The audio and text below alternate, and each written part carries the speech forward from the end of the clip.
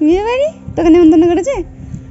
ভেবেছিলাম এই ব্লগটা খুব সুন্দর করে বানাবো, তবে ভিডিওটা কি করে শুরু করলাম আর কিভাবে যে শেষ হয়ে গেছে বুঝতেই পারছি না ভিডিও এডিট করতে বসে, কারণ অনেক ভিডিও এদিক ওদিক হয়ে গেছে, পেলামই না।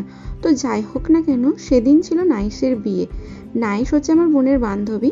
হ্যাঁ, বোনের বান্ধবী হলেও আমার নেমন্তন্ন ছিল, সঙ্গে ছিল তাদেরকে সাজানোরও দায়িত্ব। এখানে তাদের বলতে আমি তাদের দুই বোনের কথা বলছি, কারণ আজ তাদের দুই বোনের বিয়ে। আমাদের কথা ছিল 11:30 থেকে 12টার মধ্যে বিয়ে বাড়িতে ঢোকার, তবে আমরা যখন গিয়ে পৌঁছাই তখন বাজে 1:15। আমরা কোথাও যাচ্ছি আর সেখানে গিয়ে সকাল সকাল পৌঁছাবো, এটা কখনোই হয়নি। বিশেষ করে যখন ভেবেছি যে এবার তো সকাল সকাল যাবই, সেই দিনগুলোতে তো কোনোভাবেই তাড়াতাড়ি রেডি হতে পারি না। আসার পর অল্প একটু জল মিষ্টি খেলাম, তার মধ্যে ওদের বিয়ে পড়ানো শুরু হয়ে গেল। তার মধ্যে এলো আমার একটা পার্সেল। বিয়েবাড়িটা গ্রামেই ছিল, তাই পার্সেলটা এখানেই নিলাম। এবার এই পার্সেলটাকে রাখার একটা প্যারা মাথার মধ্যে চাপলো। সেই প্যারাটা সমাধানও হয়ে গিয়েছিল। তারপর আমরা একটু ফুচকা খেয়ে নিলাম। ফুচকা খাওয়ার জন্য অনেকক্ষণ লাইন দিতে হয়েছে। বুঝতেই পারছো এটা বিয়ে বাড়ি, আর বিয়ে বাড়িতে ফুচকা খাওয়ার জন্য লাইন দিতে হবে না, এটা তো কোনোভাবেই হতে পারে না।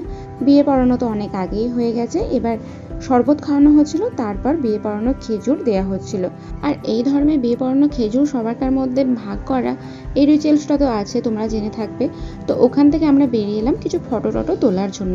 তার মধ্যেই ফোন এলো নাইসের, দিদি চলে এসো, সাজিয়ে দিয়ে যাও। তো ওকে আমি রেডি করার পর ধরলাম ওর দিদিকে। ওর দিদি কিন্তু আমার কাছে ব্রাইডাল বুকিংটা নেয়নি, জাস্ট কলকাটা করে দিতে বলেছিল, তো সেই কলকাটাই করে দিলাম। কেমন হয়েছে একটু জানিও, ভালো খারাপ যেমনই হোক না কেন জানিও। দুজনকে রেডি করে ছাড়তে করতে অনেকটাই বেলা হয়ে গিয়েছিল। দুপুরবেলা খাবার আর খাওয়া হয়নি, তাই আমার খাবারটা ওপরেই দিয়ে গিয়েছিল। খাবারটা আমি আর লকডাউন মিলে শেষ করলাম। খাবার পর ফাঁকে বেরিয়ে দেখি প্রায় অনেকটাই সন্ধে হয়ে এসেছে। এর মধ্যে আবার ওদের মিলনও হতে চলেছে। তো ভাবলাম যখন এত দেরি হয়ে গেছে ওদের মিলনটা একটু দেখেই যাই। এখানে আমরা ওদের মিলন দেখছি, আমাদের সঙ্গে দেখো ওদের বাড়ির আত্মীয় স্বজনরাও মিলন দেখছে। তো এরপর আস্তে আস্তে ওদেরকে বাড়িতে নিয়ে যাওয়া হচ্ছে। এরপর কি রিচুয়ালস হবে জানি না, কারণ এরপর আর থাকা যাবে না। তাই গুটি গুটি পায়ে বেরিয়ে পড়লাম বাড়ি ফেরার জন্য। আজকের ভিডিওটা এখান পর্যন্তই রইল, দেখাবে পরবর্তী কোনো ভিডিওতে। টাটা সকলকে।